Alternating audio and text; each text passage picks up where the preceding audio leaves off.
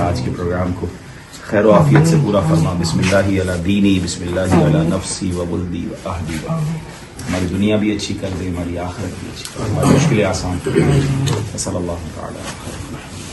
آج ہم موجود ہیں کشمیر کی جنت نظیر وادیوں میں. آج ہم میر پور کشمیر میں موجود ہیں اور یہاں پر الحمدللہ ذہنی آزمائش کے ساتھ ساتھ ایک اور خوشخبری یہ ہے کہ عظیم الشان دعوت اسلامی کے مدنی مرکز فیضان مدینہ کی آج گرینڈ اوپننگ بھی ہے. یہ بہت شاندار عمارت دعوت اسلامی نے یہاں لی ہے اور ماشاءاللہ دعوت اسلامی کے کئی شعبہ جات اس فیضان مدینہ میں موجود ہیں. آج کا مقابلہ ڈیرہ اللہ یار والے جیت گئے ہیں. اللہ اللہ اللہ اللہ.